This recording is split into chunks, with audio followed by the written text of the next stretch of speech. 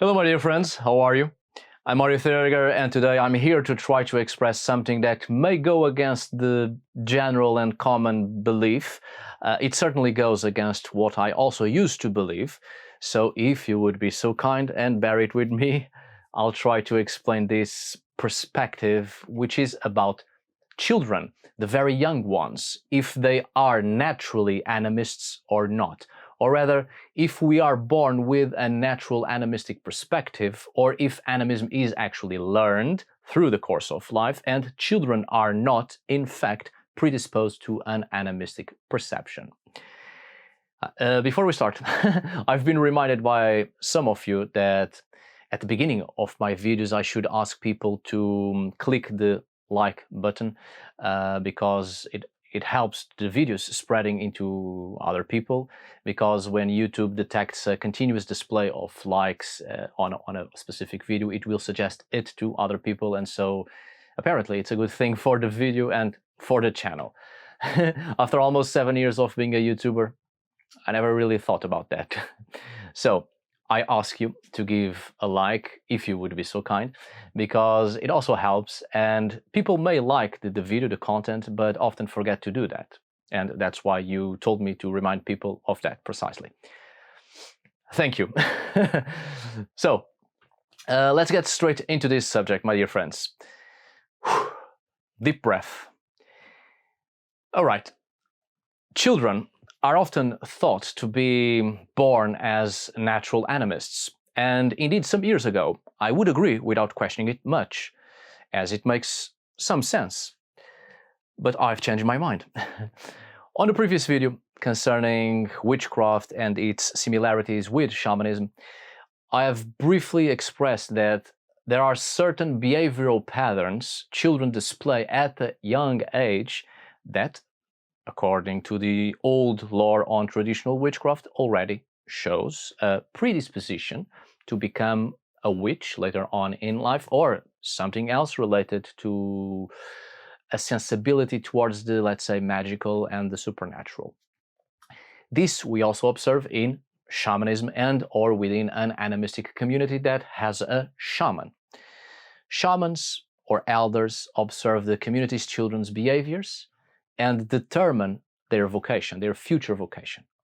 The child that expresses a certain behavior that is thought to be a good indicator that the child can become a shaman will eventually be picked by the shaman, which will initiate the child or the children, a group of young ones that engage in these initiations because they display behaviors that show a tendency towards the spiritual and the supernatural.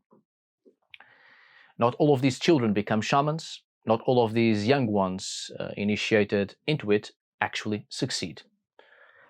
Children's behaviors change through time, and what may have seemed to be an inclination towards something doesn't continue, and the person ends up going through another path. In the course of their life, they go or they choose other paths. We have also heard and witnessed many times that children are sensitive to forces, energies, and persons which adults cannot perceive. This sensitivity changes and is lost in almost every child when they grow up, and this loss of sensitivity may be caused by a lot of social and religious factors. Children are born with a certain innocence, and their perception of the world is, therefore, different than that of adults.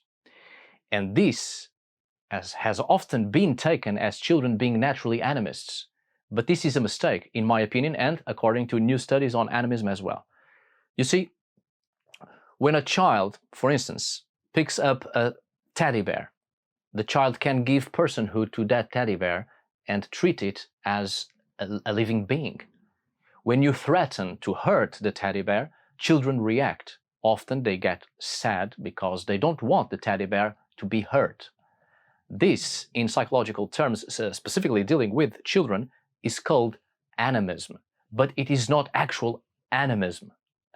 It's just this idea that when people give personhood to inanimate things, that it is automatically called animism. This mistake comes from past studies, mostly from the late 19th century, and studies on psychology throughout the 20th century on the nature of spiritualities and belief systems of indigenous peoples, which are animists, or rather, their perception of the world is an animistic one. But these past studies were conducted through the lens of a Eurocentric society, with a perception of the world much different than that of indigenous peoples.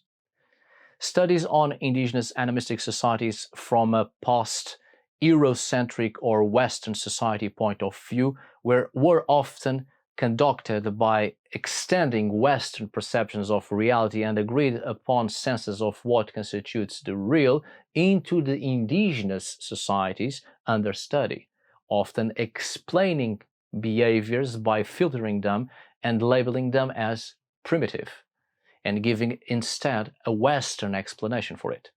For instance, a certain people display offerings to a rock formation that is considered to be alive, and the old anthropological studies immediately explain this by stating these people see this rock as their god. Furthermore, due to the lack of understanding on why this behavior is displayed, and a lack of understanding of perceptions of personhood and what is considered to be alive or not, these past studies not only dealt with these indigenous communities with a sense of superiority over them, calling them primitive, among other derogatory terms, and see them as people with inferior intelligence because their modes of life do not follow the more sophisticated society of the West.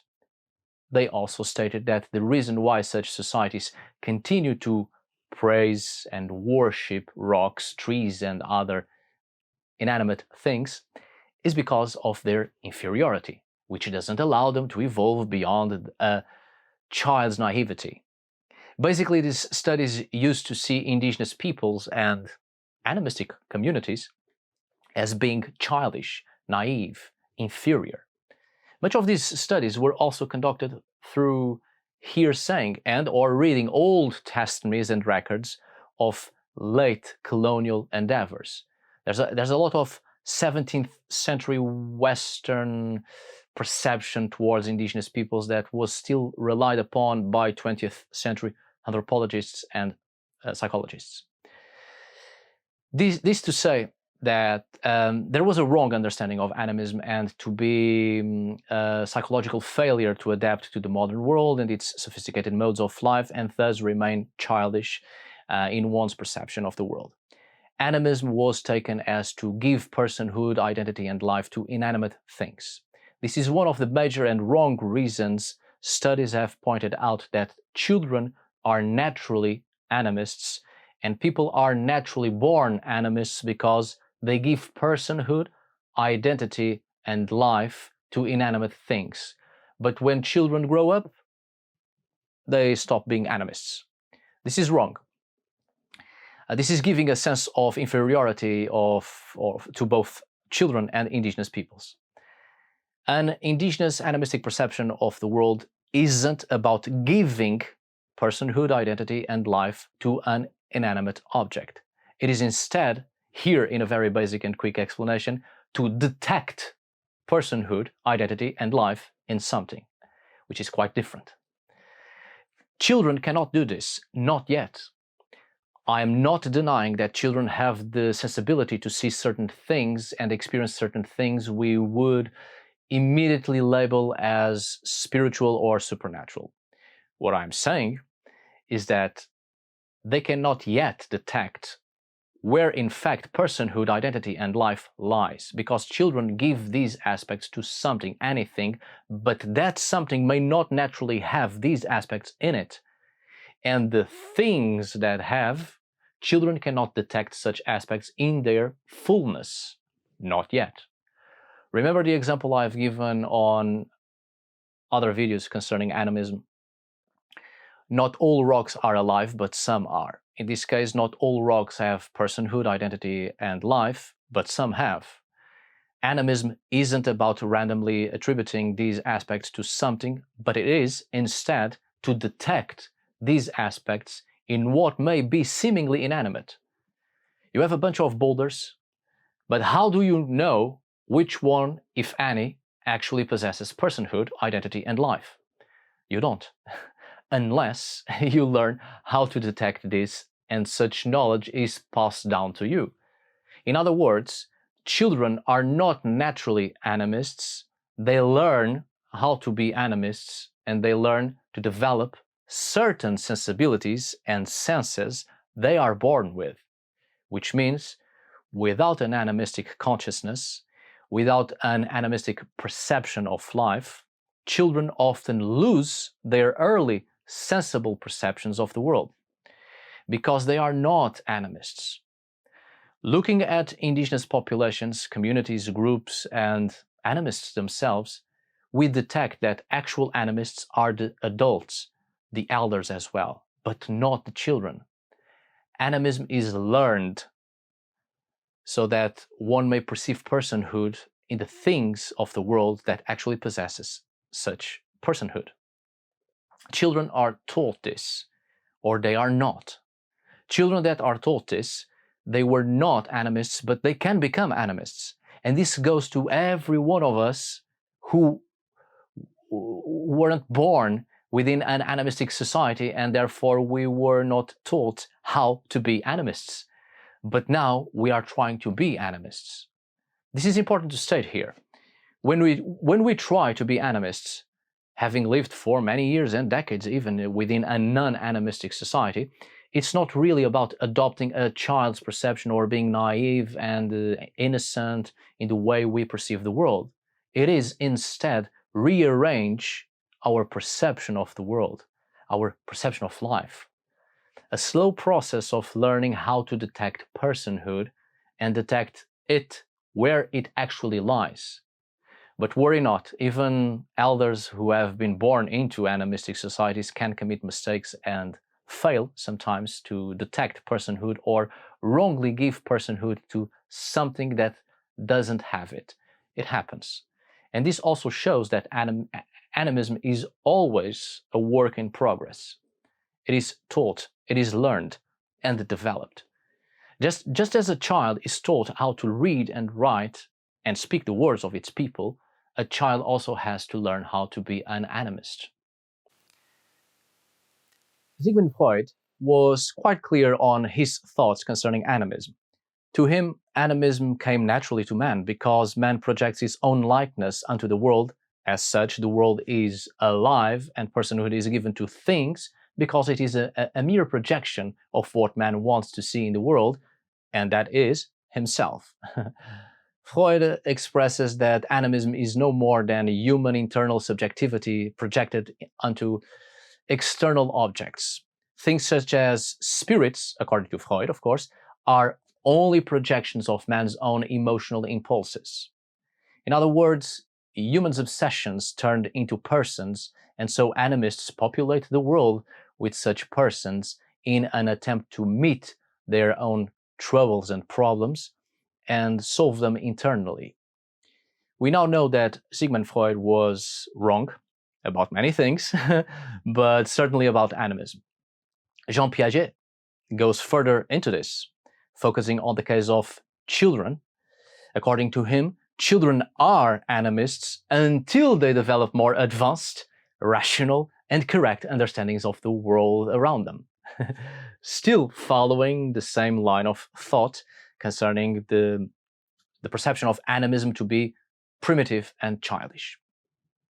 There are many examples, but these two are among the several examples that have greatly shaped the perception of Western society towards animism. As such, we think children are naturally born animists, but we are seeing this from a wrong point of view. Children are not animists. Adults and elders are the animists if they have been inserted in a community where animism is taught. Animism has been seen as childish, a childish error of perception. But animism is far more complex and developed, especially among adults. as the actions are thought through.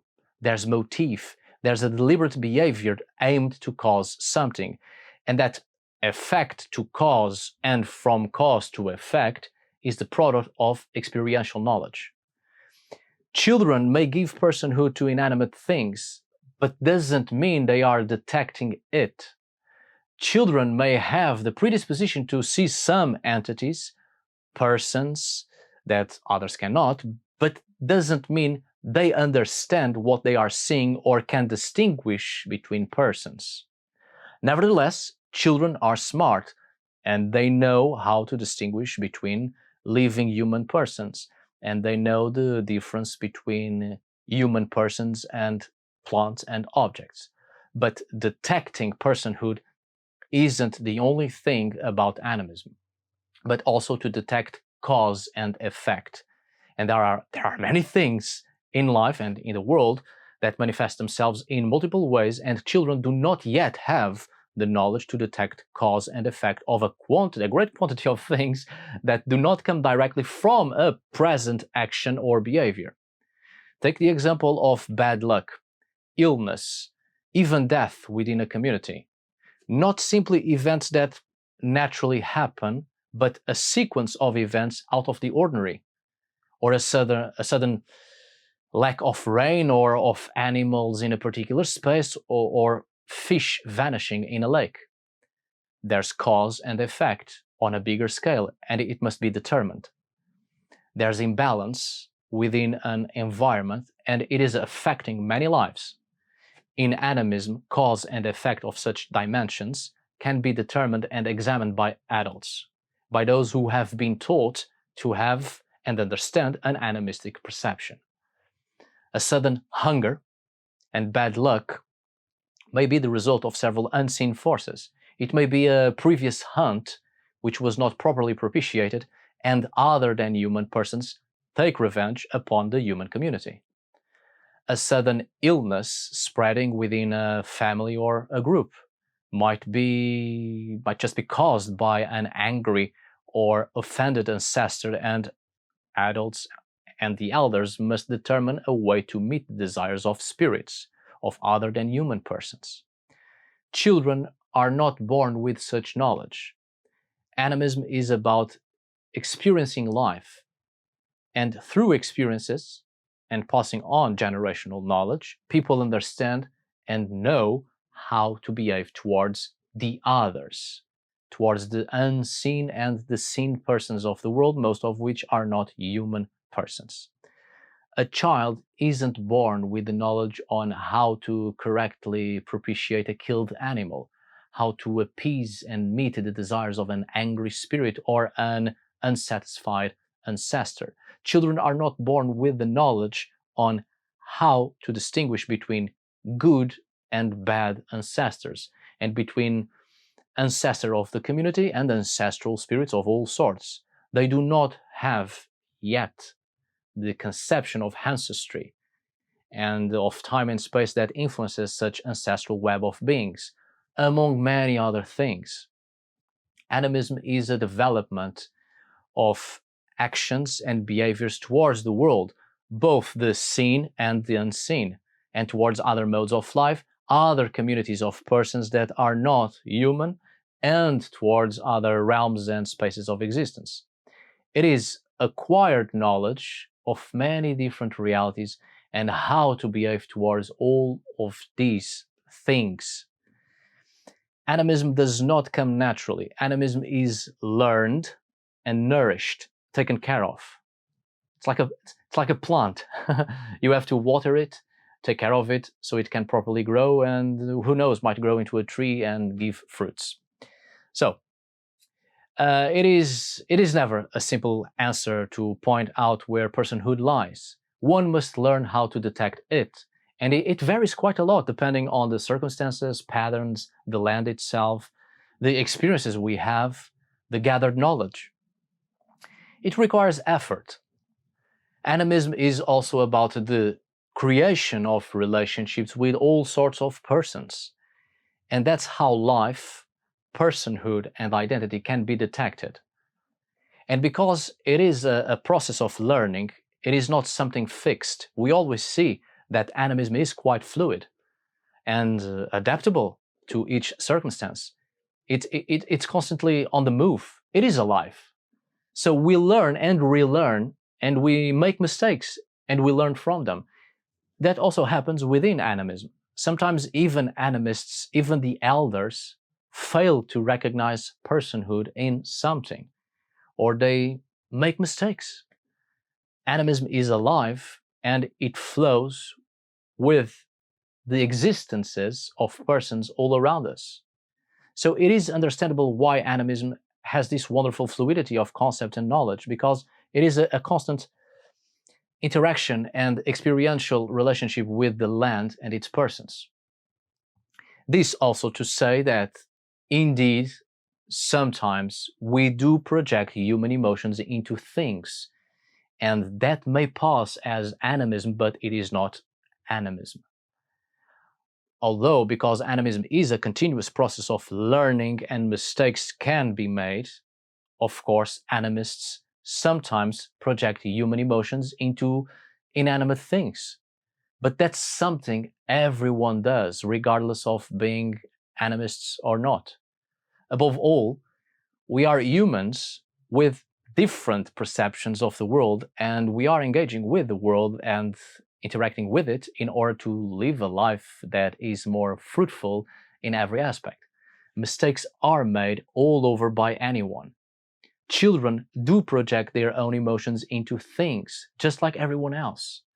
But learning about animism, children can grow into adults that can better perceive what is projection of emotions and what is indeed personhood and identity external to themselves.